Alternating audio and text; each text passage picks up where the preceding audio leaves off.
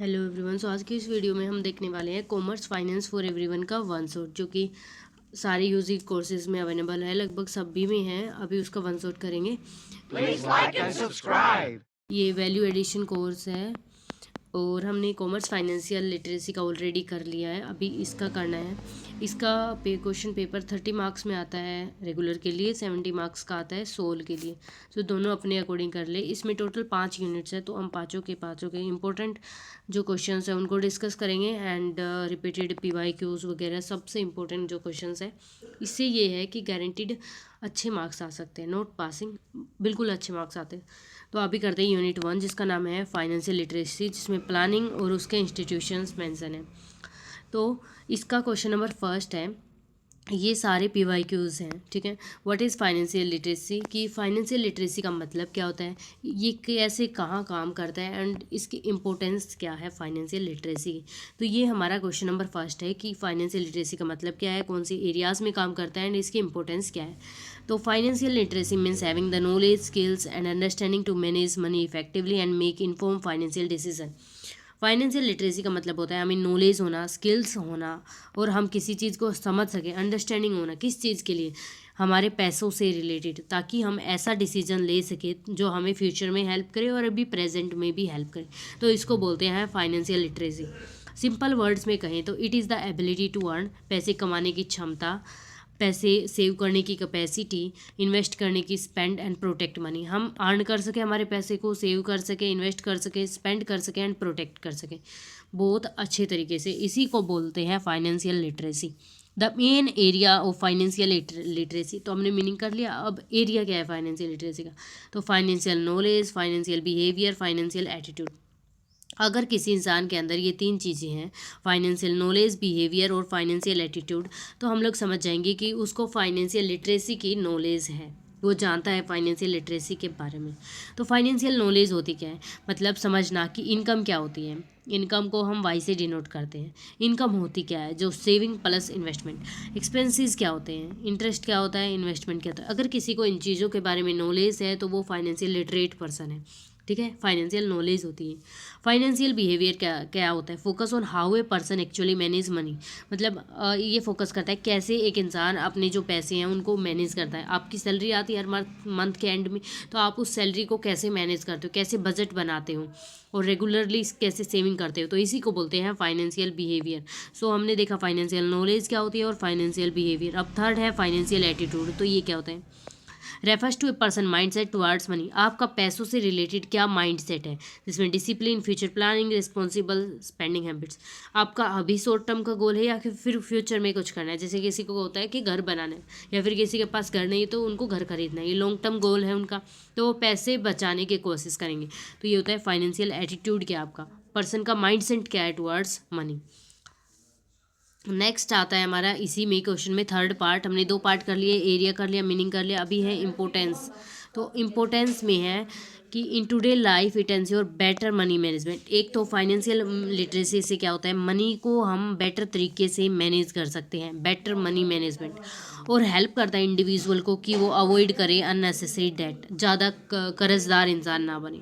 ये financial stability भी provide करता है इमरजेंसीज में, फ्यूचर नीड्स में, जैसे हम इंश्योरेंस वगैरह करवाते हैं। अगर किसी बंदे को फाइनेंसिस के बारे में नॉलेज होगी तो वो ज़रूर LIC वगैरह करवा के रखेगा। ये डिसीज़न अच्छा हेल्प ले, मतलब हमारी हेल्प करता है अच्छा डिसीजन लेने के अंदर। ये राइट फाइनेंशियल प्रोडक्ट चूज़ करने में हेल्प करता है, इन्वेस्टमेंट करवाने में हेल्प करता है, स्टे सेफ फ्रॉम फ्रॉड्स, और हमें फ्रॉड से भी बचाता है ये financial literacy.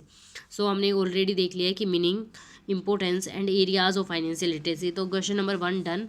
Now move to question number 2। Explain financial planning क्या होती है, उसका मीनिंग, ऑब्जेक्टिव एंड प्रोसेस। तो अभी हम देखेंगे फाइनेंशियल प्लानिंग होती क्या है, उसका ऑब्जेक्टिव क्या है, क्यों करनी ज़रूरी होती है और उसकी प्रोसेस क्या है।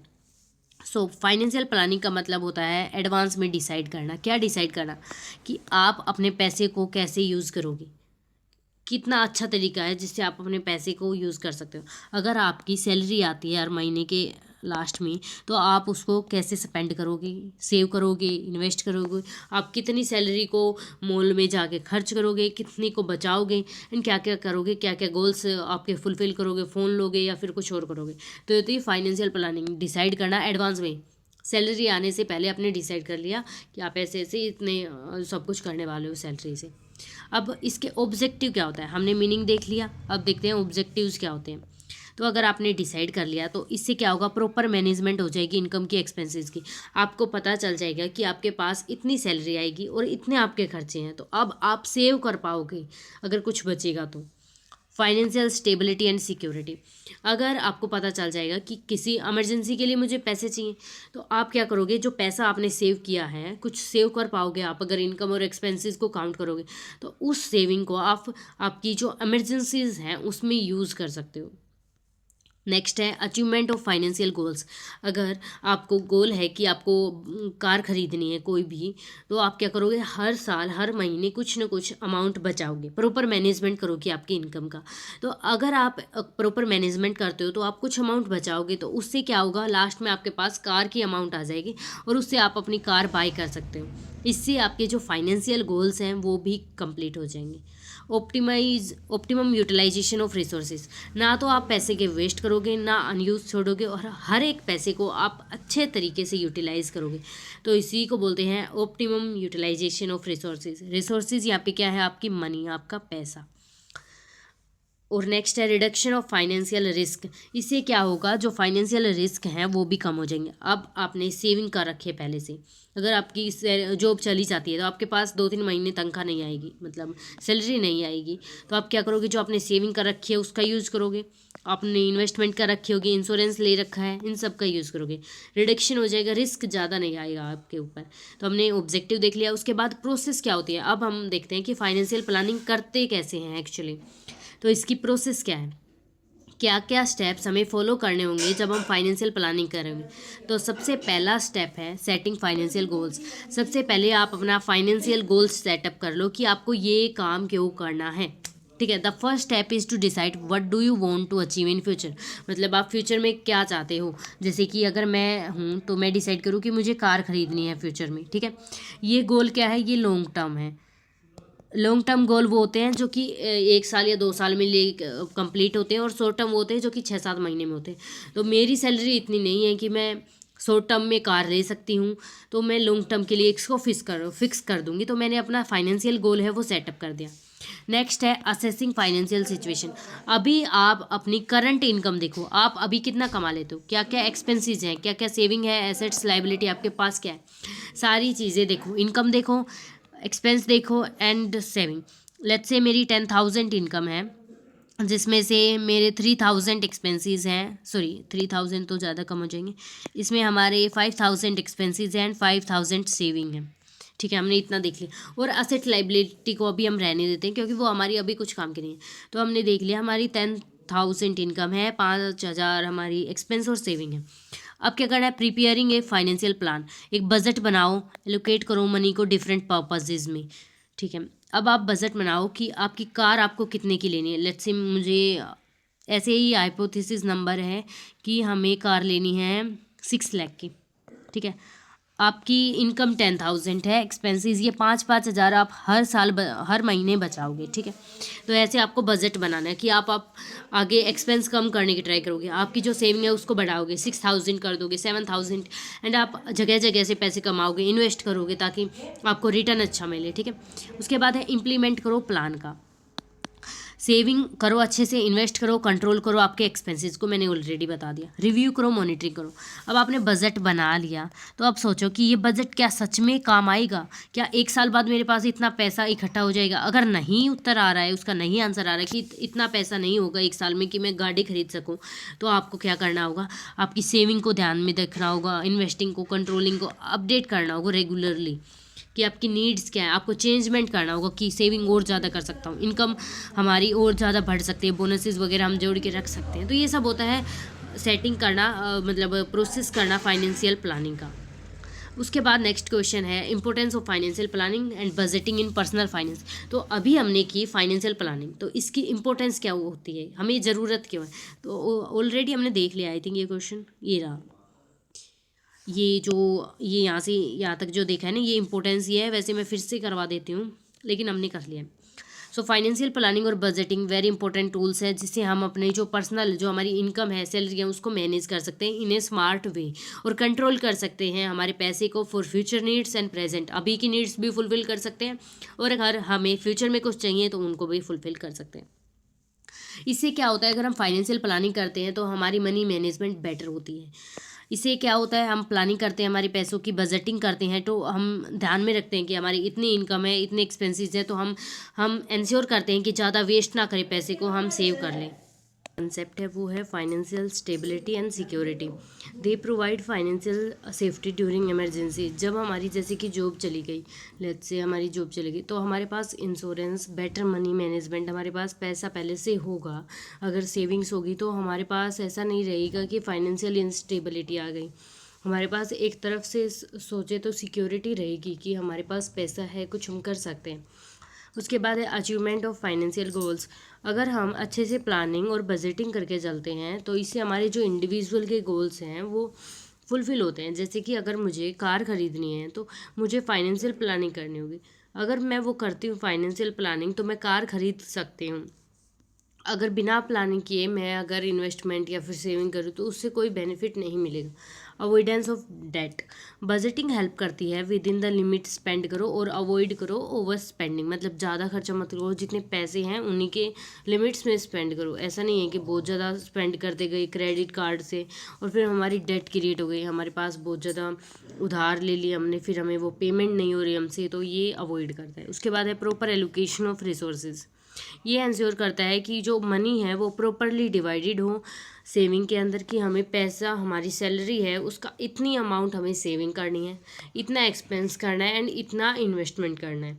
तीनों चीज़ प्रॉपर एलोकेट हों एक दूसरे के साथ। फिर है हेल्पिंग सेविंग और इन्वेस्टमेंट। अगर हमने प्रॉपर एलोकेशन कर दिया रिसोर्सेज का तो इससे जो हमारी सेविंग और इन्वेस्टमेंट है इसमें हेल्प आएगी।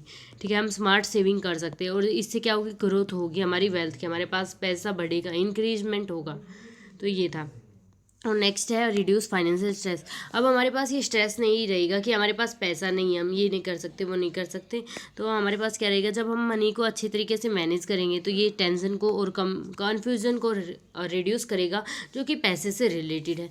और हमारे दिमाग में एक तरफ से शांति आएगी, हाँ पैसे से रिलेटेड तो मुझे आगे जाके कोई फाइनेंशियल प्रॉब्लम तो नहीं आने वाली। लेट्स से कोई भी एग्ज़ाम के लिए प्रिपेयर करना चाहता है, लेट्स से यूपीएससी के लिए अगर कोई प्रिपेयर करना चाहता है तो वो पहले अपना जॉब करके 10-20 लाख इकट्ठा करता है कि अगर आगे चल के मेरा जो है एग्ज़ाम क्लियर भी नहीं होता तो मेरे पास पैसा है, मैं दोबारा से अपनी जॉब स्टार्ट कर सकता हूँ, न्यू लाइफ स्टार्ट कर सकता हूँ। तो ये पीस ऑफ माइंड हमेशा बैकअप रखना चाहिए, कोई भी अगर बड़े एग्ज़ाम के लिए कोई प्रिपेयर कर रहा है तो उसको। इसका कंक्लूजन ओवरऑल एग्ज़ाम के अंदर जब कोई भी क्वेश्चन आता है तो उसमें कंक्लूजन बड़ा इंपॉर्टेंट होता है। इसमें बेसिकली कुछ नहीं लिखना होता, जो हमने ऊपर पढ़ लिया उसी को सिंपली लिखना होता है। जैसे कि ओवरऑल अगर हम बात करें तो हमने क्या देखा इस क्वेश्चन में, फाइनेंशियल प्लानिंग और बजट बहुत असेंशियल है हमारी फाइनेंशियल लाइफ के लिए। ये क्या किस चीज़ में हमें हेल्प करते हैं, डिसिप्लिन रहने में, हमारे गोल्स को अचीव करने में और secure and stress free life को जीने में।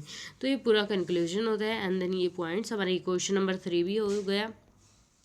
अभी एक न्यूमेरिकल है जो कि फाइनेंस फॉर एवरीवन में हमेशा आता है, यूजुअली बजट बनाना। ठीक है, मैंने पूरा न्यूमेरिकल क्वेश्चन लिख रखा है, न्यूमेरिकल बजट मेकिंग का क्वेश्चन ज़्यादातर आता ही आता है पेपर में, ये वाला क्वेश्चन। तो अभी इसको करेंगे। Budget help an individual to manage his fund efficiently and allocate resource properly. तो बजट का काम क्या होता है ये यहाँ तक मेंशन है। उसके बाद मिस्टर एक्स कंपनी में काम करता है, उसकी मंथली सैलरी है 50,000। इंटीरियर डिज़ाइनर का काम करता है और उसको कुछ एडिशनल इनकम भी मिलती है जो कि पार्ट टाइम जॉब है 20,000 की। 50,000 उसकी सैलरी हो गई, 20,000 तो यहाँ पे 50,000 उसकी जो एक्चुअल सैलरी हो गई मंथली और 20,000 जो कि वो एडिशनली अर्न करना है पार्ट टाइम जॉब करके इंटीरियर डिज़ाइनर का। ठीक है, अब उसके हमें मंथली एक्सपेंसेस गिवन है, ग्रोसरी के, फिर चिल्ड्रन फीस, फिर EMI, support to parents, SIP, investment और इंश्योरेंस प्रीमियम। ये सारे क्या है उसके एक्सपेंसेस हमें गिवन है और ये उसकी क्या है टोटल इनकम है। तो हमें टोटल इनकम और एक्सपेंसेस दोनों चीज़ गिवन है, ठीक है। तो अब इसका क्वेश्चन का सॉल्यूशन करते हैं। सबसे पहले क्या कैलकुलेट करना है, टोटल इनकम कितनी है। टोटल इनकम में क्या आएगा, ये 50,000 प्लस 20,000, तो ये हमारी टोटल इनकम। हमारे पास कितना पैसा आ रहा है, मतलब मिस्टर एक्स के पास कितना पैसा है, तो 50,000 तो वो मंथली अर्न कर रहे हैं सैलरी के रूप से, और 20,000 उसकी एडिशनल इनकम है। तो दोनों को कैलकुलेट करेंगे तो हमारी टोटल इनकम आ गई, जो कि है 70,000, ठीक है। नेक्स्ट हमारे टोटल खर्चे कितने, एक्सपेंसेस कितने हैं हमारे टोटल। तो अगर एक्सपेंसेस की बात करें हम कि कितने हम एक्सपेंसेस करते हैं टोटल, तो ग्रोसरी पे 7500, children fees 3500, EMI 15,000, support to parents अपने पेरेंट्स को भेजता है 5,000, SIP इन्वेस्टमेंट करता है 1,000 रुपये, इंश्योरेंस प्रीमियम पे करता है 5,000। तो अगर हम इन सबको टोटल करते हैं तो हमारा यहाँ पे एक्सपेंसेस आएगा टोटल, जो कि 37,000 एक्सपेंसेस आ गया। तो हमारा एक्सपेंसेस भी आ गया। उसके बाद सेविंग्स, तो अभी हमें निकालनी है सेविंग कितनी है हमारी। तो अगर हमारी जो टोटल इनकम होती है, टोटल इनकम, उसमें से अगर हम एक्सपेंसेस घटा देते हैं, अगर हम टोटल इनकम में से एक्सपेंसेस घटा देंगे तो क्या आ जाएगी, हमारी टोटल सेविंग आ जाएगी। तो इसी फॉर्मूले को अप्लाई करते हुए हम लोग घटाएंगे टोटल इनकम में से टोटल इनकम में से एक्सपेंसेस।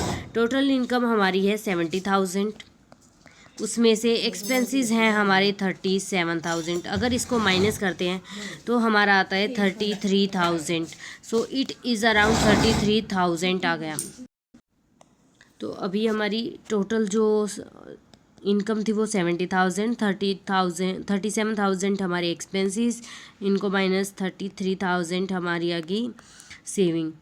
अगर इनकम में से हम हमारे एक्सपेंसेस माइनस करते हैं तो हमारी सेविंग आती है 33,000। तो ये मंथली सेविंग। अगर हमें हमारी ईयरली सेविंग चाहिए तो उसको मल्टीप्लाई कर देंगे 12 से, 12 मंथ होते हैं एक ईयर में, तो 3,96,000 हमारी ईयरली सेविंग आ जाएगी, मतलब एनुअली सेविंग। तो हमें ये कैलकुलेट करना था, बजट बनाना था कि इतना इनकम करेंगे, तो ये सब बजट हो गया। उसके बाद हमारा नेक्स्ट क्वेश्चन है कि बजट होता क्या एक्चुअली में, और डेफिसिट बजट क्या होता है एंड सरप्लस बजट क्या होता है। ये दोनों क्वेश्चन है कि डेफिसिट बजट और सरप्लस बजट होता क्या है और बजट क्या होता है। सबसे पहले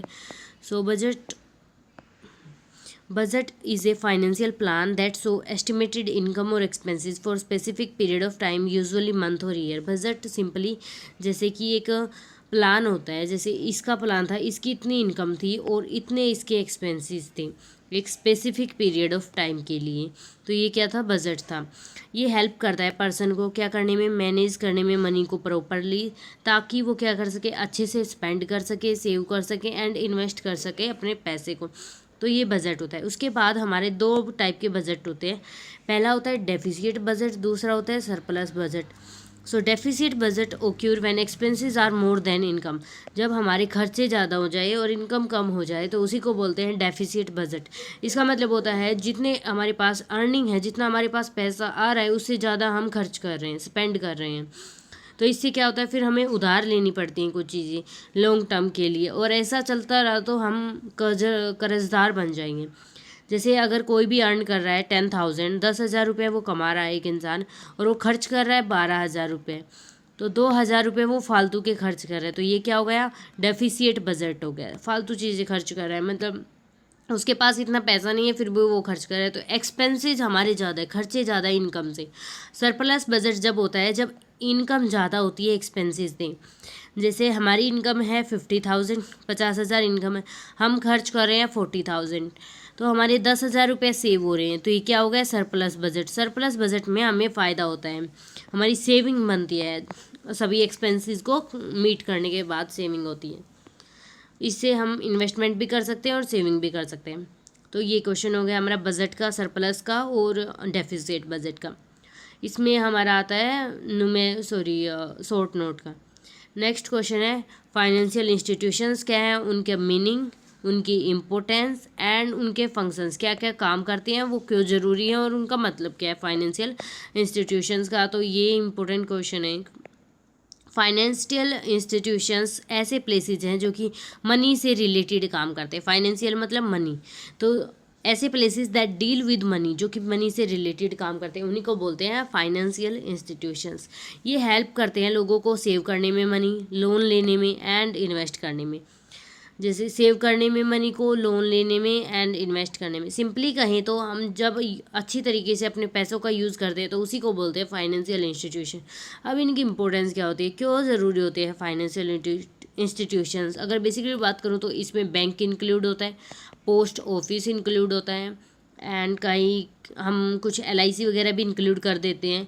तो ये फाइनेंशियल इंस्टीट्यूशंस होते हैं। ये हेल्प करते हैं हमारी मनी को सेफली यूज़ करने में, सेव करने में। हम पैसा सेव कर सकते हैं, जैसे LIC करवा ली तो उससे पैसा हमारा सेव होगा। सपोर्ट करते, इससे क्या होगी, ग्रोथ होगी इकोनॉमी की। अगर हम बैंक में जितना ज़्यादा पैसा डालेंगे, जितनी ज़्यादा डिपॉजिट भरेंगे, उतनी ज़्यादा इकोनॉमी जो हमारी कंट्री की है वो ग्रोथ होगी। हमें लोन प्रोवाइड करते हैं, बैंक हमें लोन देता है जब हमें उसकी ज़रूरत होती है। फाइनेंशियली हम स्टेबल रहते हैं। LIC करवा ली तो अगर कभी भी आपने जॉब छोड़ दी या फिर जॉब चली गई तो ऐसा नहीं आएगा कि आपकी मतलब आपके पास पैसा नहीं रहेगा। LIC का पैसा निकल सकता है। इन्वेस्ट कर सकते हैं हम मनी को स्टॉक मार्केट में, शेयर्स वगैरह में, बॉन्ड्स में इन्वेस्ट कर सकते हैं। तो ये इसमें भी हमें हेल्प करते हैं। ये बेसिकली इन्वेस्टमेंट होता है, हम सबको पता होता है स्टॉक मार्केट का, तो शेयर्स वगैरह खरीदना ऑनलाइन, एंजल वगैरह पे। फिर उसके बाद है फंक्शंस। ये काम क्या करते हैं, तो हमें डिपॉजिट प्रोवाइड करते हैं। ये डिपॉजिट लेते हैं, जैसे कि बैंक होता है, बैंक में हम क्या करते हैं, हम पैसा जमा करते हैं। जैसे कि 10,000 जमा कर दिया हमने, हमारी एक्स्ट्रा सेविंग हो गई तो जमा कर दिए, तो ये बैंक एक्सेप्ट कर रहा है हमारे डिपॉजिट्स।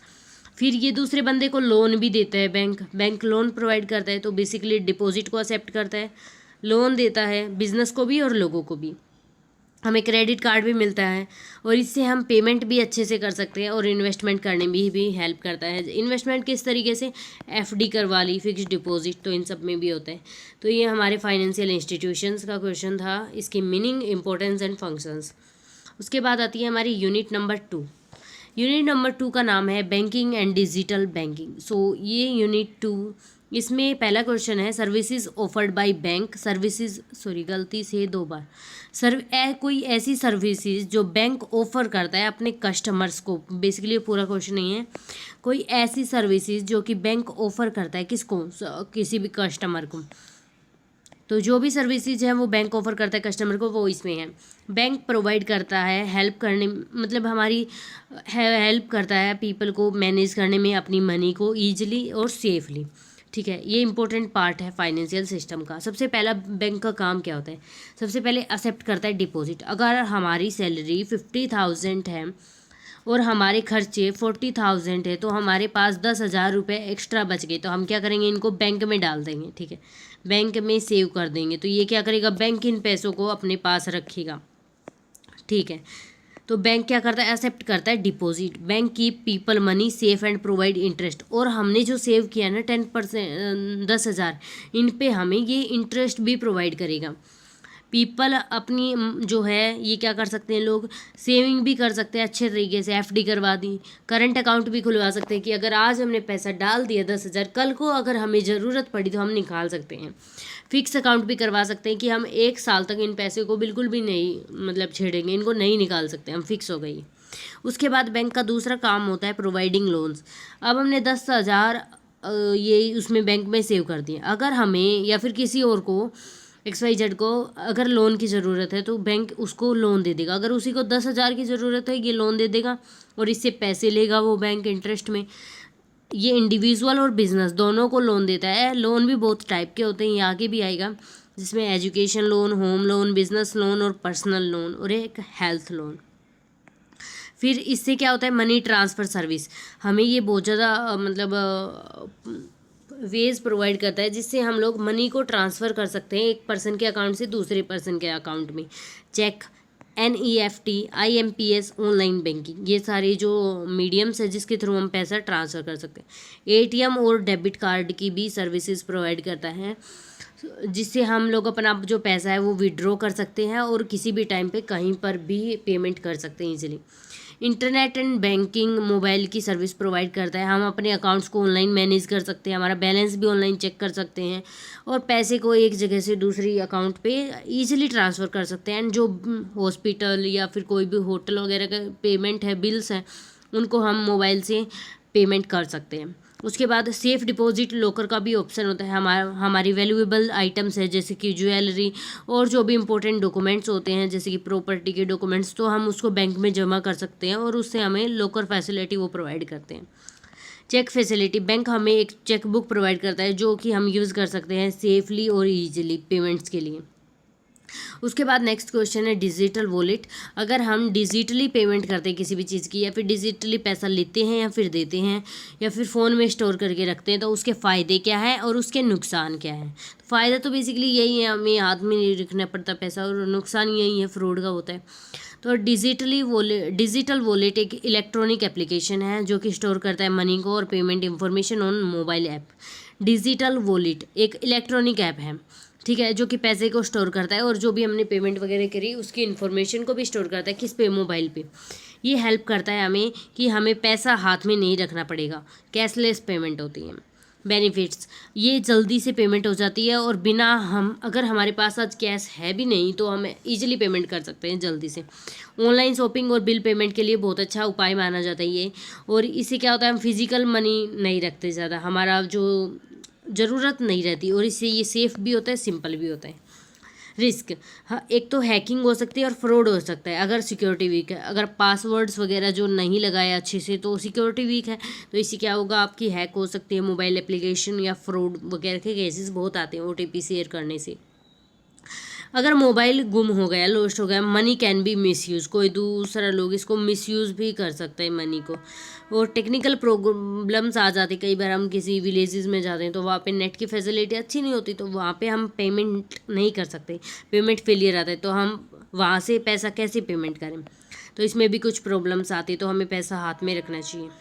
उसके बाद है इंटरनेट बैंकिंग, ये क्या होती है, उसके एडवांटेजेस क्या हैं, डिसएडवांटेजेस क्या है। तो इंटरनेट बैंकिंग एक ऐसी सर्विस है जो कि अलाउ करती है कस्टमर को कि अपने घर बैठे आप अपने बैंक अकाउंट को मैनेज कर सकते हो, चेक कर सकते हो कि कितना बैलेंस है, कभी कभी भी आप पेमेंट कर सकते हो, विड्रॉ कर सकते हो, उसमें डाल सकते हो पैसे। तो ये होता है इंटरनेट बैंकिंग। इंटरनेट मतलब ऑनलाइन और बैंकिंग मतलब बैंक से रिलेटेड काम। एडवांटेजेस, ये अलाउ करता है any time anywhere banking, कहीं पर भी कैसे भी बैंकिंग की जो भी फैसिलिटीज़ हैं उनको यूज़ कर सकते हो। हमारा टाइम भी बचाता है, अगर अब इससे क्या होता है, इंटरनेट बैंकिंग से हमें बैंक के पास नहीं जाना पड़ता, जिससे हमारा टाइम बचता है और reduce the need to visit bank.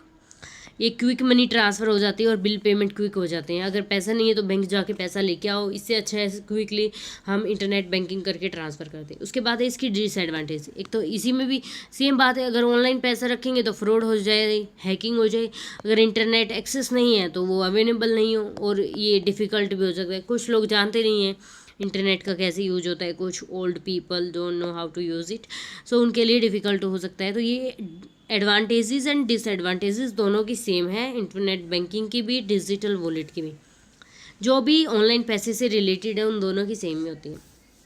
Cashless payment, इसमें हमारी ये जो सिंपल टॉपिक्स हैं इनमें क्या आता है, बेसिकली इनमें हमारा शॉर्ट नोट आता है जो कि बड़ा इंपॉर्टेंट होता है। Cashless payment is system where money is paid without physical cash, हमारे पास पैसा नहीं होता, फिजिकल कैश नहीं होता और हमने पेमेंट कर दी, तो ये कैशलेस पेमेंट, लेस मतलब नहीं होना। पेमेंट जैसे कि क्रेडिट से, UPI, मोबाइल ऐप से और ऑनलाइन बैंकिंग से की हो, तो इन एप्लीकेशन का यूज़ करके जब हम पेमेंट करते हैं तो उनको बोलते हैं कैशलेस पेमेंट, ठीक है। अब इसके इम्पोर्टेंस क्या है, एक तो हम जल्दी से और अच्छे तरीके से पेमेंट कर सकते हैं। अब इससे क्या होगा, पेपर जो फिजिकल कैश है उसका यूज़ करना कम हो जाएगा, इससे ट्रांसपेरेंसी आएगी और सेफ्टी हो जाएगी पेमेंट ऑप्शंस में, तो तीनों ऑप्शंस करेक्ट है। उसके बाद हमारा आता है credit card and debit card, इन दोनों में डिफरेंस भी आता है और इसका मतलब भी आता है। Credit card, money is borrowed from the bank, जब हम बैंक से पैसा उधार लेते हैं, डेट करते हैं हम लोग, पैसा उधार ले लिया, money is borrowed from bank, और money is used from your own account, हमने अपने जो बैंक में, अगर हमने देखो पहले 10,000 सेव किए थे, अब अगर हमें 2,000 रुपये की ज़रूरत है तो हम अपने अकाउंट से ले लेंगे। अगर हमें बाई चांस 12,000 की ज़रूरत है और हमारे पास 10,000 है, तो हमें जो 2,000 एक्स्ट्रा लेने हैं वो क्रेडिट कार्ड से ले लेंगे हम, ठीक है, जो 2,000 लेने एक्स्ट्रा वो हम लोग क्रेडिट कार्ड से ले लेंगे। तो ये है कि क्रेडिट कार्ड में जब हम मनी बोरो करते हैं, उधार लेते हैं बैंक से, और डेबिट कार्ड में जो हमने पेमेंट कर रखी है पहले से हमारे अकाउंट में जितने पैसे हैं हम उसका यूज करते हैं। Payment is done on credit, payment is done instantly, जब पेमेंट हो जाती है। बिल को हम पेमेंट बाद में कर सकते हैं, जो 2000 हमने एक्स्ट्रा लिए उनको बाद में पे कर सकते हैं और इसमें इमीडिएटली डिडक्ट हो जाती है क्योंकि आपके पास ऑलरेडी पैसा है। इसमें डेट क्रिएट होती है क्योंकि आपने बोरो किया तो डेट होगी, इसमें डेट नहीं होती। ये शॉर्ट टर्म के लिए होता है और ये यूज़फुल होता है डेली ट्रांजेक्शन्स के लिए। तो ये हो गया। उसके बाद हमारी आती है यूनिट नंबर 3 जिसका नाम है India post financial services. Post office से रिलेटेड जितने भी फंक्शंस हैं उसके जितनी भी चीज़ें हैं रोल वगैरह सब इसी में आते हैं। तो role of Indian post office in financial system हमने देखा, उसमें रोल हमने देख लिया अभी तक, बैंकिंग का और जो भी था इंटरनेट का, इन सब का देख लिया। अभी हमको देखना है रोल ऑफ पोस्ट ऑफिस का क्या रोल है इन पेमेंट सिस्टम में, तो अभी वो चेकआउट करना है। इंडिया पोस्ट ऑफिस सिर्फ इसी अब आज के ज़माने में यहाँ तक सीमित नहीं है कि उसको पेमेंट लेटर्स भेजने, नहीं। आज के ज़माने में पोस्ट ऑफिस के अंदर सेविंग्स भी कर सकते हैं, डिपॉजिट कर सकते हैं, इंश्योरेंस ले सकते हैं। रूरल एरियाज़ के अंदर जैसे हमारी बहुत सारी स्कीम्स आती हैं, सुकन्या समृद्धि योजना वगैरह, ऐसी स्कीम्स बहुत ज़्यादा आती रहती है, तो उनका भी हम बेनिफिट ले सकते हैं। अब रोल क्या है पोस्ट ऑफिस का, तो पोस्ट ऑफिस हमें हेल्प करता है सेव करने में मनी को सेफली। स्कीम्स आती हैं जैसे कि मैंने बताया सुकन्या समृद्धि योजना, ये स्मॉल सेविंग करने में हेल्प करता है, जैसे public provident fund, NSC and recurring deposit को स्मॉल सेविंग, छोटी छोटी सेविंग्स। ये ऑफर करता है financial inclusion by providing banking services. हाँ, ये रूरल एरिया में बैंक्स नहीं होते कई बार, और रिमोट एरियाज़ में तो होते हैं जैसे अर्बन एरिया, शहर वगैरह। रूरल मतलब गांव वगैरह, वहाँ पे बैंक नहीं होते तो पोस्ट ऑफिस होता है, वो वहीं सर्विसेज प्रोवाइड करते हैं। ये हेल्प करते हैं ट्रांसफ़र करने में सर्विसेज मनी को, जहाँ पे बैंक नहीं होता वहाँ पे। ये हमें हेल्प करता है इंश्योरेंस प्रोवाइड करने में, postal life insurance for financial security. तो ये काम होता है जो कि पोस्ट ऑफिस करता है, इंडियन पोस्ट ऑफिस बोल दो इसको। Now the next question is post office क्या ऑफ़र करता है अपनी स्कीम्स में जो कि अट्रैक्ट करती हैं लोगों को। हमने देखा था कि बैंक क्या क्या स्कीम्स ऑफ़र करता है, अभी वैसे ही पोस्ट ऑफिस का देखना है। पहले हम देखेंगे कि वो स्कीम्स ऑफ़र करता है तो उसमें ऐसा क्या होता है कि लोग अट्रैक्ट होते हैं उस स्कीम से। तो the Indian post office safe होता है और रिलायबल होता है सेविंग स्कीम्स के लिए। तो अभी ये क्या ऑफ़र करता है, हमें जस्टिफाई करना है, तो ये जस्टिफिकेशन है। ये सेफ़ इन्वेस्टमेंट ऑप्शन प्रोवाइड करता है जो कि गवर्नमेंट के पास उसका बैकअप होता है, तो इसमें रिस्क बहुत कम होता है। क्यों, गवर्नमेंट पेमेंट करेगी अगर कोई नहीं कर पाए तो इसमें रिस्क बहुत कम होता है। उसके बाद गुड इंटरेस्ट रेट पे हमें देता है, जैसे कि आरडी, रिकरिंग डिपॉजिट, पीपीएफ और एनएससी, इन सब पे। रेगुलर सेविंग की हैबिट बढ़ाता है, जैसे क्या होता है हमारी सुकन्या समृद्धि योजना में हमें जब तक 18+ नहीं होता तब तक हम पेमेंट करते हैं, जैसे 1000 कर दी, फिर 10,000, कितनी भी कर सकते हैं आप, स्मॉल अमाउंट भी और लार्ज अमाउंट भी, लेकिन एक अमाउंट होती है जो आपको करना होता है। तो इसे क्या होता है, स्मॉल सेविंग करके हमारी सेविंग हैबिट्स बढ़ती हैं। Long term financial security provide करता है फ्यूचर नीड्स के लिए, और ईजिली एसेसिबल होता है स्पेशली रूरल एरियाज़ में, ठीक है। उसके बाद है पोस्ट ऑफिस जो कि स्कीम्स प्रोवाइड करता है। कौन कौन सी स्कीम्स है जो कि पोस्ट ऑफिस प्रोवाइड करता है। पोस्ट ऑफिस की saving schemes are government backed savings and investment schemes offered through Indian post office. तो गवर्नमेंट के पास इसका बैकअप होता है सारी सेविंग्स का, और अगर हमें पोस्ट ऑफिस पैसा नहीं दे पा रहा तो गवर्नमेंट पे करेगी इसका। ये बहुत ज़्यादा सेफ़ होती है और डिज़ाइन की जाती है, क्यों, सेविंग हैबिट्स को इम्प्रूव करने के लिए, छोटे जो अर्बन और रूरल एरियाज़ में हैं लोग उनको। क्या क्या ऐसी स्कीम्स है जो कि पोस्ट ऑफिस प्रोवाइड करता है, very very very very important question. पहला, पोस्ट ऑफिस सेविंग अकाउंट। ये बहुत ज़्यादा बेसिक सेविंग अकाउंट है, जैसे कि बैंक अकाउंट होता है ना, वैसे ही पोस्ट ऑफिस के अंदर एक पोस्ट ऑफिस सेविंग अकाउंट होता है जहाँ पे लोग डिपॉजिट कर सकते हैं पैसे को और विड्रॉ कर सकते हैं, where people can deposit and withdraw their money easily. Okay, इससे क्या होता है, ये हेल्प करता है हमारी डेली सेविंग्स को इंक्रीज़ करने में, और हमारी जो पैसा होता है वो सेफ़ रहता है। और interest is given on deposited amount. जो बैंक अकाउंट होता है ना, बैंक अकाउंट में हम पैसा डालते हैं तो हमें इंटरेस्ट भी मिलता है, ठीक है, इसमें भी मिलता है इंटरेस्ट हमें। हम पैसा निकाल भी सकते हैं, हाँ इसमें भी निकाल सकते हैं, डिपॉजिट भी कर सकते हैं, हाँ डिपॉजिट कर सकते हैं। तो ये बिल्कुल सेम होता है बैंक अकाउंट से। अब आता है रिकरिंग डिपॉजिट। ये स्कीम क्या होती है, एक पर्सन डिपॉजिट करता है फिक्स अमाउंट एवरी मंथ। जैसे कि अगर आपने रिकरिंग डिपॉजिट किया है 1,000 रुपये का, तो आपको हर महीने 1,000 रुपये डिपॉजिट करने होंगे। आप बता दोगे कि मैं 5 साल तक 1,000 रुपये हर महीने डिपॉजिट करूँगा। जब उसकी जो मैच्योरिटी डेट आ जाएगी तब हम उसको इंटरेस्ट के साथ हमें पोस्ट ऑफिस रिटर्न कर देगा हमारा पैसा, ठीक है। पब्लिक प्रोविडेंट फंड, ये लॉन्ग टर्म सेविंग स्कीम होती है जो कि 15 साल के लिए होती है। ये टैक्स बेनिफिट ऑफर करती है, गुड इंटरेस्ट के साथ, सेफ होती है लॉन्ग टर्म गोल्स के लिए, रिटायरमेंट और एजुकेशन के टाइम पे ये हमें मिलती है। नेशनल सेविंग सर्टिफिकेट, ये फिक्स टर्म इन्वेस्टमेंट स्कीम होती है जो कि पर्सन इन्वेस्ट करता है lumpsum amount, get guaranteed return after maturity और एलिजिबल फॉर टैक्स बेनिफिट भी मिलते हैं उसको। फिर मंथली इनकम स्कीम, इसमें शॉर्ट नोट्स आए हुए हैं, ये सारे देखने हैं, शॉर्ट नोट्स हमेशा आते हैं मेजर पोस्ट ऑफिस स्कीम पे ऑलवेज। इन MIS पर्सन इन्वेस्ट करता है लमसम अमाउंट, लमसम मतलब बहुत ज़्यादा अमाउंट जो, और फिर वो रिसीव करता है मंथली इंटरेस्ट उस अमाउंट पे, एंड यूज़फुल होता है, रेगुलर इनकम आती रहती है इंटरेस्ट से। और जब कोई रिटायर होता है, जैसे कि कोई फौज से रिटायर आया तो वो पैसा लेके आता है अराउंड 10 लाख, अगर कोई और ज़्यादा पोस्ट पे तो और ज़्यादा, तो वो क्या कर देंगे MIS पे डाल देंगे उसको पोस्ट ऑफिस में, उनको रेगुलर इनकम मंथली इंटरेस्ट मिलता रहेगा, उससे उनका घर चलता रहेगा। उसके बाद सीनियर सिटीजन सेविंग स्कीम, जो भी सीनियर सिटीजन मतलब 60+ जो भी लोग हैं उनको हायर इंटरेस्ट रेट पे रेगुलर इनकम के लिए ये ऑफ़र की जाती है, उनको हायर इंटरेस्ट रेट मिलता है, ठीक है। अब इनका इंपॉर्टेंस क्या है, सबसे पहले तो सेफ़ हैं ये, क्योंकि गवर्नमेंट है इनके पीछे। ये डेवलप करती है स्मॉल हैबिट्स, बहुत बार देख लिया हमने क्या क्या बोल रही हैं। फाइनेंशियल सिक्योरिटी आती है इससे, और ईजिली एसेसेबल है, तो मतलब बहुत बार पढ़ लिया, तो इतना बार पढ़ने के बाद तो कुछ भी चीज़ अपने मन से बना के लिख सकते हो। और ये कॉमर्स फाइनेंस फॉर एवरीवन का पेपर है, ये ऐसे वैसे पेपर नहीं है। तो इसमें हम सबके लिए ये कॉमर्स है, सबको फाइनेंस के बारे में इतनी नॉलेज तो होनी चाहिए, तो इतना तो लिख सकते हैं हम लोग। अभी 5 यूनिट, इसमें 3 यूनिट हो चुके हैं ऑलरेडी, और अभी ये 4th यूनिट। सो इसमें हमें देखना है मीनिंग, टाइप ऑफ इंश्योरेंस, और जिसके 2 टाइप होते हैं, लाइफ इंश्योरेंस और जनरल इंश्योरेंस। तो सबसे पहले मीनिंग ऑफ इंश्योरेंस।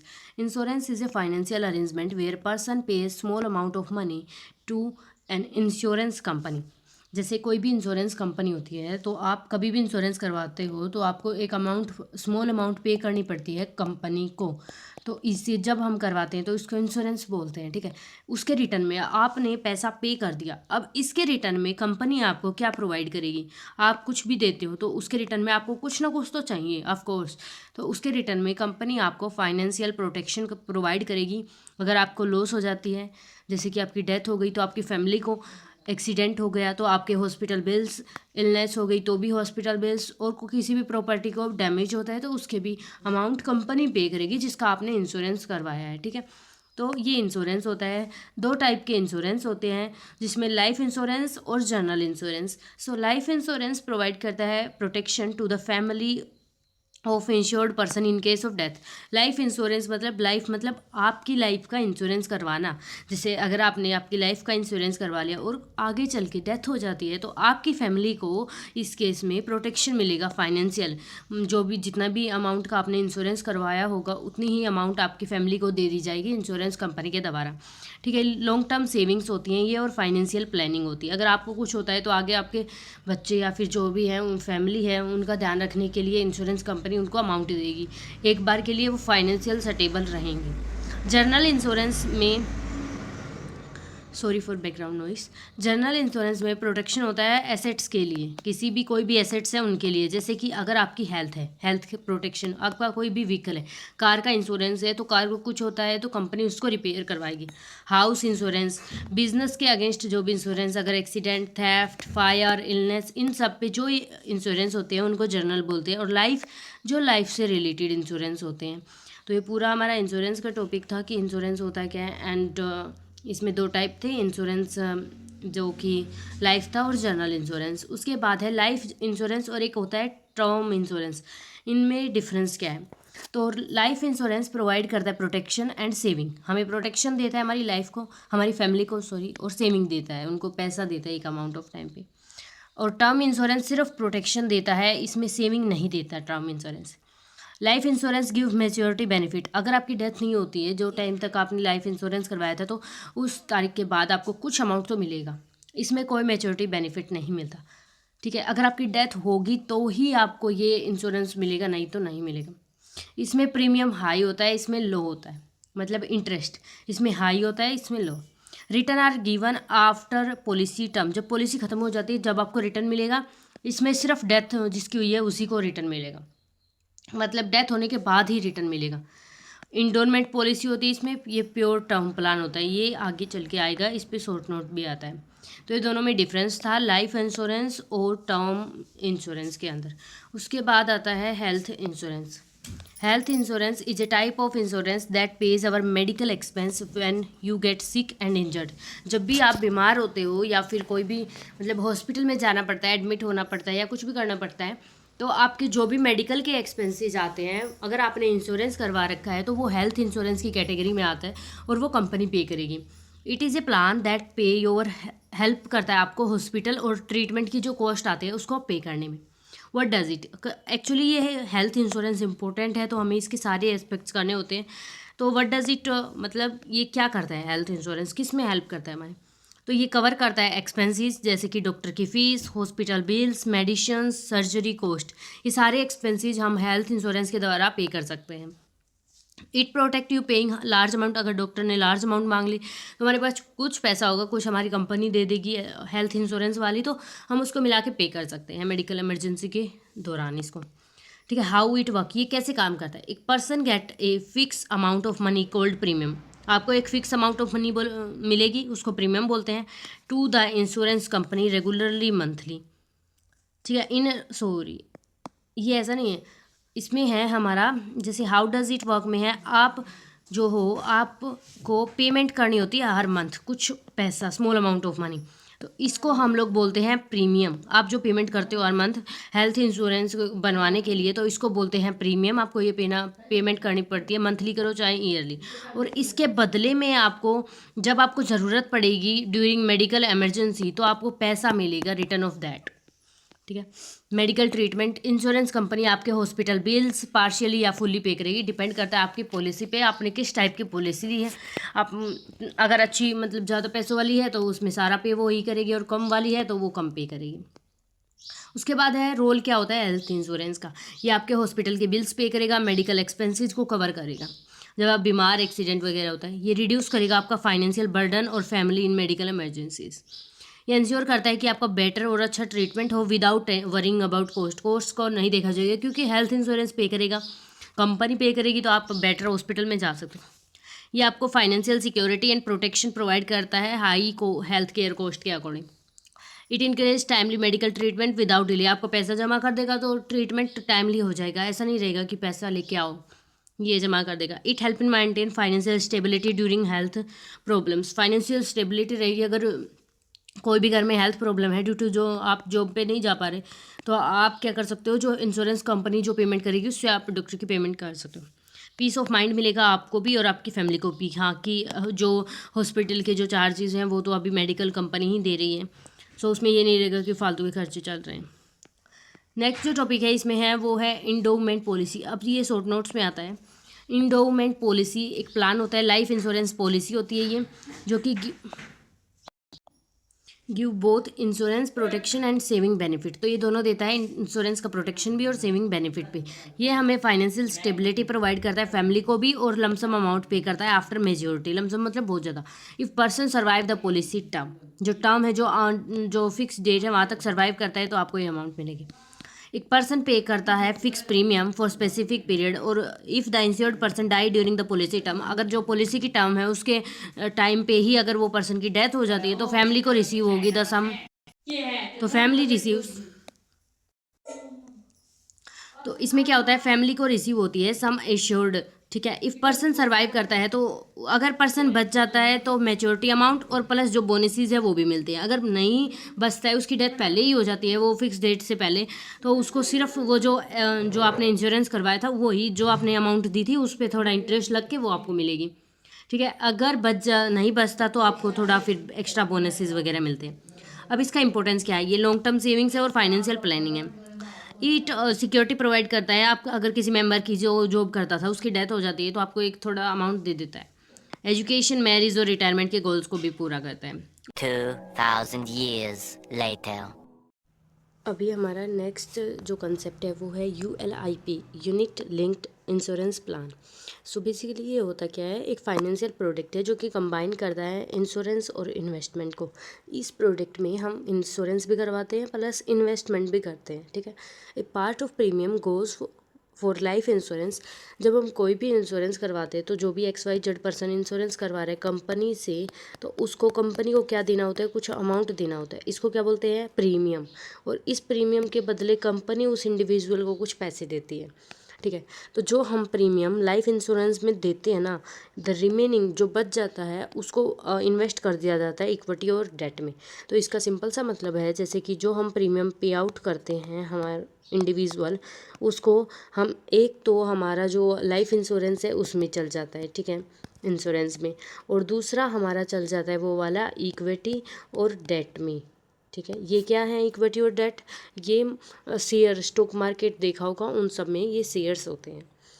सो अब आता है नेक्स्ट जो कंसेप्ट था इसका, म्यूचुअल फंड। तो mutual fund purely investment product है, इसमें सिर्फ इन्वेस्टमेंट होती है। इसमें दोनों थी, इन्वेस्टमेंट और इंश्योरेंस, जहाँ पे money from many investor is collected, invested in shares, bonds and other securities to earn returns. तो क्या होता है, इन्वेस्टमेंट प्रोडक्ट है जहाँ पे बहुत सारे लोगों से पैसा इकट्ठा करते हैं, इन्वेस्टर्स बोलते हैं उनको, और इन्वेस्ट करते हैं शेयर्स, बॉन्ड्स एक्सेट्रा में अर्न करने के लिए रिटर्न को। उसके बाद आता है difference between ULIP and mutual fund. So ULIP provide करता है insurance plus investment, mutual fund सिर्फ हमें इन्वेस्टमेंट देता है। दूसरा, ये लॉक इन पीरियड है, यूजुअली 5 ईयर्स के लिए होता है, और म्यूचुअल फंड फ्लेक्सिबल है। ULIP यूजुअली लोअर रिटर्न देता है क्योंकि इसमें इंश्योरेंस की कॉस्ट वगैरह भी आती है। म्यूचुअल फंड हाइयर रिटर्न देता है। आपने सुना होगा कि शेयर्स जो हैं वो हमेशा हाइयर रिटर्न देते हैं, हाँ, तो यही है। इन ULIP part of premium life cover के लिए जाता है, ठीक है। म्यूचुअल फंड में कोई लाइफ कवर नहीं होता, सिर्फ इन्वेस्टमेंट होती है। ULIP मैनेज करता है इंश्योरेंस कंपनीज़ को के द्वारा मैनेज किया जाता है, और म्यूचुअल फंड किया जाता है किसके द्वारा, AMC के द्वारा, एसेट मैनेजमेंट कंपनीज़। नेक्स्ट हमारी यूनिट नंबर 5 है जिसका नाम है स्टॉक मार्केट एंड इन्वेस्टमेंट। सो इससे रिलेटेड जितने भी कंसेप्ट हैं वो इसमें, अभी हमने म्यूचुअल फंड का एक छोटे से मीनिंग और डिफरेंस देखा था। अभी नेक्स्ट है हमारा म्यूचुअल फंड टोटली होता क्या है एंड उसके टाइप्स क्या क्या है। Mutual fund is a system where money collected from many investors. बहुत सारे इन्वेस्टर्स से जो कि इन्वेस्ट करते पैसा, उनसे हम मनी कलेक्ट करते हैं और इन्वेस्ट करते हैं शेयर्स, बॉन्ड्स एंड जो भी अदर सिक्योरिटीज़ होते हैं उन सब, जो कि प्रोफेशनल फंड मैनेजर्स इनको मैनेज करते हैं। प्रॉफिट फिर जिन जिन ने पैसा दिया था उनके अमंग हम शेयर कर देते हैं, ठीक है। तो ये होता है म्यूचुअल फंड। म्यूचुअल मतलब 1 + 2, एक और एक से ज़्यादा लोगों से मिलके काम करना, और फंड मतलब शेयर्स। उसके बाद आता है टाइप ऑफ म्यूचुअल फंड। तो सबसे पहला होता है इक्विटी म्यूचुअल फंड। इक्विटी मतलब शेयर्स, शेयर्स में पैसा लगाना। Many company invest mainly in shares of company, they give high return but also high risk. इसमें रिटर्न तो ज़्यादा होता है लेकिन रिस्क भी ज़्यादा होता है। क्यों? क्योंकि लॉस हो सकता है आपको बहुत ज़्यादा। उसके बाद आता है debt mutual funds. Invest in fix income securities, जैसे कि बॉन्ड्स में, गवर्नमेंट सिक्योरिटीज़ में, जो कि सेफर होती है और स्टेबल रिटर्न देती है। इसमें हाई रिटर्न नहीं आता, ये मार्केट पे डिपेंड नहीं करती। डेट वाली ये फिक्स होती है, कितना % आपको हर साल फिक्स ही मिलेगा, ठीक है। फिर आता है हाइब्रिड म्यूचुअल फंड, जो कि इन्वेस्ट हमने शेयर्स, कुछ अमाउंट हमने शेयर्स में इन्वेस्ट कर दी, कुछ बॉन्ड्स में इन्वेस्ट कर दी, तो ये बैलेंस करके चलते हैं, ठीक है। नेक्स्ट कंसेप्ट है डीमेटेरियलाइजेशन एंड डीमेट अकाउंट। तो दोनों वेरी वेरी इंपॉर्टेंट। सो देखते हैं। डीमेटेरियलाइजेशन एक ऐसी प्रोसेस है कन्वर्ट करना फिजिकल शेयर्स को इन सर्टिफिकेट्स इनटू इलेक्ट्रॉनिक फॉर्म। पहले क्या होता था, हम जब किसी के शेयर्स खरीदते थे ना तो हमें सर्टिफिकेट्स मिलते थे पहले। अभी तो हमें इलेक्ट्रॉनिक है, सब कुछ एंजल वगैरह ऐप पे होता रहता है। तो आज के ज़माने में तो इलेक्ट्रॉनिक फॉर्म है, पहले फिजिकल शेयर्स होते थे। तो अब इन पहले जिनके पास फिजिकल थे उनको कन्वर्ट करना इलेक्ट्रॉनिक फॉर्म में ही क्या कहलाता है, डीमेटेरियलाइजेशन। ये सेफ़ होता है, फास्ट भी होता है और पेपरलेस होता है। इलेक्ट्रॉनिक फॉर्म में जब हम करेंगे शेयर्स को कन्वर्ट और फिर उनको वहाँ से यूज करेंगे तो वहाँ पे पेपर की ज़रूरत नहीं होती, फिजिकल में तो रहती है लेकिन इसमें नहीं रहेगी। अब आता है next concept, demat account. Demat account एक ऐसा अकाउंट है use to store shares, securities in electronic form. अब हमने इलेक्ट्रॉनिक में कन्वर्ट कर ली, ठीक है। तो कहाँ पे कन्वर्ट की जाती है, डीमैट अकाउंट के अंदर ये चीज़ें कन्वर्ट की जाती हैं, स्टोर किए जाते हैं यहाँ पे शेयर्स, सिक्योरिटीज़, इलेक्ट्रॉनिक फॉर्म में, ठीक है। ये बैंक बैलेंस की तरह होता है, लेकिन शेयर्स का बैंक बैलेंस होता है। इसका इम्पोर्टेंस क्या है? एक तो रिस्क कम हो जाता है कि अगर कई पेपर गुम हो गए तो फिर हमारा शेयर भी गायब, ये रिस्क कम हो जाए। चोरी का और डैमेज का, फिजिकल सर्टिफिकेट्स तो ख़राब भी हो जाती है ना, पानी गिर दिया तो भी ख़राब हो जाएंगे ऑफ कोर्स। तो एक तो ये रिस्क कम हो जाता है। दूसरा, it make buying and selling shares quickly and easy. इससे ख़रीदना और बेचना शेयर्स का ईजी हो जाता है, ठीक है। ये पेपरलेस ट्रेडिंग सिस्टम को सपोर्ट करती है, हमें यहाँ पे पेपर की ज़रूरत नहीं पड़ेगी। उसके बाद नेक्स्ट कॉन्सेप्ट है हमारा स्टॉक मार्केट एंड सेगमेंट्स। तो पहले स्टॉक मार्केट होता क्या है? स्टॉक मार्केट एक ऐसी जगह है, इज ए प्लेस, कैसी जगह है जहाँ पे shares of company are bought, bought मतलब बाय, खरीदे जाते हैं, एंड सोल्ड मतलब सेल, सेल किए जाते हैं, ठीक है। स्टॉक मार्केट एक ऐसी जगह है जहाँ पे कंपनी के शेयर्स खरीदे जाते हैं और बेचे जाते हैं, ठीक है। अब दो टाइप के स्टॉक मार्केट होते हैं, एक तो प्राइमरी मार्केट, दूसरा secondary market. Primary market where company issue new shares to the public, नए शेयर्स, ताज़े ताज़े शेयर्स पब्लिक को इशू किए जाते हैं थ्रू, किसके थ्रू? आईपीओ के थ्रू, ठीक है। इनिशियल पब्लिक ऑफरिंग के थ्रू, इनिशियल मतलब पहली टाइम ऑफर किए हैं पब्लिक को, ठीक है। और सेकेंडरी में where existing share are traded, जो पहले से इशू कर दिए थे वो दोबारा से फिर से इशू कर दिए after IPO, initial public offering के बाद। ये फर्स्ट टाइम किए थे आईपीओ के साथ और दूसरे वाले आफ्टर आईपीओ के हैं। तो कुछ एग्जांपल ले सकते हैं, जैसे कि क्लोथिंग, अगर कपड़े का बाजार होता है तो उसमें अगर मॉल में जाते हैं हम लोग तो बिल्कुल नए नए कपड़े आते हैं, लेकिन जब हम बाहर दुकानों के बाहर वो रेडी वगैरह होते हैं उन पे सेकेंडरी मार्केट होता है, वो वहाँ पे जो एग्जिस्टिंग शेयर्स हैं, जो कपड़े हैं, वो दोबारा से रीसेल किए जाते हैं। एक्चुअली यूज्ड होते हैं कई बार, तो कई बार यूज़ नहीं होते, फिर भी तो किए जाते, ठीक है। अब हमारे एक आता है क्वेश्चन नंबर 5 पेपर के अंदर, जिसमें हमारे 3 शॉर्ट नोट्स आते हैं, उसमें से नहीं, एक्चुअली हाँ 3-4 शॉर्ट नोट्स आते हैं, उसमें से हमें 2 करने होते हैं, NE2 या फिर NE3। अभी एक्चुअली में रिमेंबर तो नहीं है कि कितने करने होते हैं, बट NE2 और 3 ऐसा कुछ करना होता है। तो अभी वो देखते हैं क्या क्या आते हैं। तो पहला है IPO, इनिशियल पब्लिक ऑफरिंग। तो ये क्या होता है? Is a process in which a private company offer its share to the public for the first time. एक ऐसी प्रोसेस जिसके अंदर प्राइवेट कंपनी अपने जो शेयर्स है उसको पब्लिक को फर्स्ट टाइम ऑफर करती है। और आफ्टर आईपीओ, आईपीओ के बाद the company become a listed company, company एक लिस्टेड कंपनी बन जाती है on NSE national stock exchange और BSE Bombay stock exchange. Investors can by shares and become part owners of the company. Investors क्या कर सकते हैं? खरीद सकते हैं उन शेयर्स को जो कि कंपनी ने IPO करे थे, और अगर हम इक्विटी शेयर्स खरीदते हैं तो हम कंपनी के ओनर बन जाते हैं। The main purpose of IPO क्या है? कि लार्ज कैपिटल को करना और बिजनेस का एक्सपेंशन करना न्यू प्रोजेक्ट्स के लिए, और डेट जो है उसको रिड्यूस करना। उसके बाद आता है FPO, follow on public offering. So ये सारे क्वेश्चन प्रीवियस ईयर है, बहुत इंपॉर्टेंट क्वेश्चन है।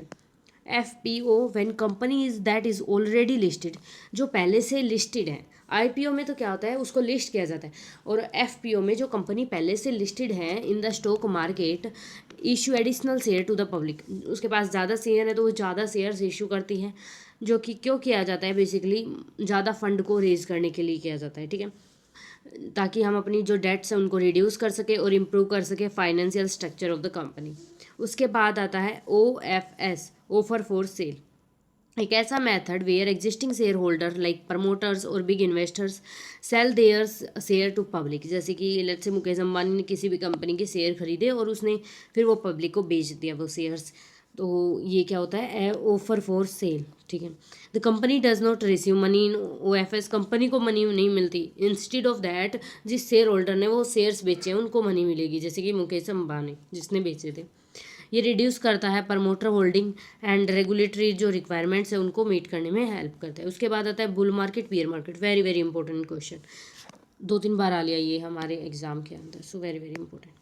सो इसमें डिफरेंस भी आ सकता है और वैसे भी आ सकता है। बुल मार्केट क्या होता है? एक ऐसा पीरियड व्हेन कंपनी जो स्टॉक प्राइस होते हैं continuously rise for a long time, continuously rise होते हैं यहाँ पे, और यहाँ पे डिक्रीज होते हैं बियर मार्केट में, ठीक है। इन्वेस्टर्स आर कॉन्फिडेंट, अगर वो राइज होंगे तो इन्वेस्टर्स कॉन्फिडेंट होंगे, ऑप्टिमिस्टिक होंगे, एक्टिवली इन्वेस्ट करेंगे मार्केट के अंदर। यूजुअली ये सपोर्ट करता है हमारी इकोनॉमिक ग्रोथ को और हाई डिमांड को, गुड कॉर्पोरेट परफॉर्मेंस, और पीपल हायर एक्सपेक्ट करेंगे प्रॉफिट और बाइंग इंक्रीज होगा। अगर प्रॉफिट हमारे ऑफकोर्स इंक्रीज होंगे तो हमारी जो बाइंग की कैपेसिटी है वो भी इंक्रीज होगी। तो ये होता है बुल मार्केट। बुल मतलब इंक्रीज करना, इतना समझ लो। बियर मार्केट, जहाँ पे स्टॉक प्राइसेस कंटिन्यूसली फॉलिंग, यहाँ पे फॉल करते हैं फॉर लॉन्ग टाइम, तो इससे क्या होगा, यहाँ पे कॉन्फिडेंस हमारा बढ़ रहा था तो यहाँ पे कम हो जाएगा हमारा कॉन्फिडेंस। यहाँ पे हम ऑप्टिमिस्टिक बन रहे थे, हमें किसी चीज़ का डर नहीं था, यहाँ पे हमें डर लगेगा हमारे पैसे डूबने का। यहाँ पे इकोनॉमिक ग्रोथ बढ़ रही थी, यहाँ पे इकोनॉमिक ग्रोथ शटडाउन में चल जाएगी। यहाँ पे डिमांड इंक्रीज हो रही थी, यहाँ पे डिमांड भी लो हो जाएगी। यहाँ पे गुड परफॉर्मेंस थी, यहाँ पे नेगेटिव परफॉर्मेंस होगी। और इस सिचुएशन में जो प्रेशर के अंदर आ जाएंगे और बेच देंगे और अवॉइड करेंगे लॉसेज को। तो ये होता है दोनों में डिफरेंस। हमने डिफरेंस के रूप से भी कर लिया, टेबल भी बना सकते हो, ऐसे भी लिख सकते हो। उसके बाद आता है mortgage and importance. Mortgage type of loan होता है where borrower keep immovable property like land, house, building as security with a bank और फाइनेंशियल इंस्टीट्यूशन। आपने लोन ले लिया, अब बैंक से लोन लिया है तो सिक्योरिटी के रूप से कुछ लेगा आपसे। तो अगर आपने अपनी जो भी प्रॉपर्टी है उसके जो सर्टिफिकेट्स हैं, जो कागज वगैरह हैं वो जमा दे दिए, वो दे दिए। हाउस गिरवी कर दिया, मॉर्गेज पे मतलब गिरवी रखना। मॉर्गेज का एक्चुअल मतलब गिरवी होता है, तो गिरवी पे कुछ भी रख दो, बिल्डिंग वगैरह जो भी चीज़ें आपके पास है जो कि हाईली वैल्यूएबल है। जैसे आपने 1 लाख का अगर लोन लिया है तो 1 लाख के जितना ही कुछ सामान आपको गिरवे पे रखना होगा, बल्कि 2 लाख का लेते हैं वो लोग, डबल लेते हैं उस चीज़ से। तो ऐसा होता है मॉर्गेज मतलब गिरवी रखना, ठीक है। अगर आपने वो पैसा रिटर्न नहीं किया तो बैंक के पास लीगल राइट आ जाएगा कि वो उसको यूज़ कर सकता है आपकी प्रॉपर्टी को, ठीक है। इंपॉर्टेंस क्या होता है, mortgage help individual and business get larger financial assistance for buying and constructing property. It makes home ownership possible for many people who can't pay the full amount at once. तो अगर आप एक बार सारी amount पे नहीं कर सकते तो आपके पास ये ऑप्शन रहता है कि आप आगे चल के पे कर दोगे। ईएमआई आ जाती है, फिर उसका बर्डन भी कम हो जाता है। लोन पेमेंट का टेन्योर मिलता है आपको, ठीक है। फुल अमाउंट एक साथ पे नहीं करनी होती, और इससे जो आपकी प्रॉपर्टी आप खरीद सकते हो, कंस्ट्रक्ट कर सकते हो properly. Long term financial planning है एसेट्स के रिटर्न। और अगर आपने पे नहीं की तो ये इसका ड्रॉबैक है, अगर पे नहीं की तो वो प्रॉपर्टी आप बैंक की हो जाएगी परमानेंटली। उसके बाद आता है सेंसेक्स निफ्टी। तो सेंसेक्स क्या होता है, is the stock market index of Bombay stock exchange. ये स्टॉक मार्केट इंडेक्स है किसका, बॉम्बे स्टॉक एक्सचेंज का। 30 big financial strong company from different sector, चाहे वो प्राइमरी, सेकेंडरी, टर्सरी हो। 30 बिग कंपनीज इंक्लूड है इसमें। 30 बिग मतलब वो ओवरऑल सारी चीज़ों में बिग हैं, जैसे रिलायंस हो गई या फिर और जो भी कंपनी। ये ओवरऑल परफॉर्मेंस वो करता है इंडिया के स्टॉक मार्केट की। अगर सेंसेक्स ऊपर जाता है तो इसका मतलब है मार्केट बहुत अच्छा परफॉर्म कर रहा है, अगर ये नीचे जाता है तो इसका मतलब है वीक मार्केट है। तो ये ओवरऑल जो बाहर के जो लोग आते हैं इन्वेस्टर्स, फॉरेन इन्वेस्टर्स, तो वो इसी को देख के आते हैं। कोई भी जो सेंसेक्स है अगर ऊपर जा रहा है तो अच्छा ठीक है खरीद लेते हैं, नीचे जा रहा है तो वीक मार्केट, अभी नहीं रहने देते। निफ्टी स्टॉक मार्केट है जो कि नेशनल स्टॉक एक्सचेंज का है। तो इन दोनों में भी डिफरेंस आ सकता है, ये दोनों कंसेप्ट सेम है लेकिन बस वो मार्केट्स इनके अलग हैं। सेंसेक्स किसका था, बॉम्बे स्टॉक एक्सचेंज का। निफ्टी किसका स्टॉक मार्केट है, नेशनल स्टॉक एक्सचेंज का। इसमें 50 बिग कंपनीज इंक्लूड है, इसमें 30 बिग कंपनीज। आप इसका ऐसे टेबल बना के भी डिफरेंस लिख सकते हो, यहाँ बेसिक्स कि ये मीनिंग हो गया, और यहाँ पे फिर आगे लिखें, और यहाँ पे सेंसेक्स का लिख दिया, यहाँ पे निफ्टी का, ऐसे भी लिख सकते हैं हम टेबल फॉर्मेट में डिफरेंस। उसके बाद 30-50 हो गया, यहाँ पे 50, यहाँ पे 30। उसके बाद यहाँ पे डिफरेंट सेक्टर्स आते हैं, यहाँ पे भी डिफरेंट सेक्टर्स आते हैं। ये यूज़ किया जाता है ओवरऑल मार्केट ट्रेंड क्या है इंडिया के अंदर, लाइक सेंसस के तरह ही। और ये इन्वेस्टर्स को हेल्प करता है कि मार्केट बढ़ रहा है या फॉल कर रहा है, ये समझने में, ठीक है। उसके बाद आता है Kisan Vikas Patra, very very important. इसे government saving scheme that encourage people to save money for long term. एक गवर्नमेंट की सेविंग स्कीम है जो कि लोगों को बढ़ावा देती है कि आप जितना ज़्यादा सेव कर सकते हो उतना सेव करो फॉर लॉन्ग टर्म। इस स्कीम में क्या होता है, the invested money become double after a maturity period. आपने अगर लेट्स से 10,000 रुपये इन्वेस्ट किए तो जो उसकी जो फिक्स मैच्योरिटी पीरियड है लेट्स से 332026, तो इस टाइम तक वो क्या हो जाएगा, वो 20,000 रुपीज़ बन जाएंगे और आपको 20,000 रुपीज़ मिलेंगे। तो डबल अमाउंट हो जाती है, और ये बहुत ज़्यादा सेफ़ है। क्यों, क्योंकि ये गवर्नमेंट की स्कीम है, गवर्नमेंट इसको बैकअप कर रही है, और रिस्क फ्री इन्वेस्टमेंट है ये। तो ये पूरी है किसान विकास पत्र। उसके बाद आता है हमारा long term capital gain, LTCG तो इसमें क्या है, ये टैक्स ऑन प्रॉफिट है and after selling long term investment such as shares, mutual fund, property. जब आप म्यूचुअल फंड्स, शेयर्स और जो ये हमारी प्रॉपर्टी इन सबको बेचते हो तो आपको लॉन्ग टर्म इन्वेस्टमेंट के रूप से जो प्रॉफिट अर्न होता है उसको बोलते हैं।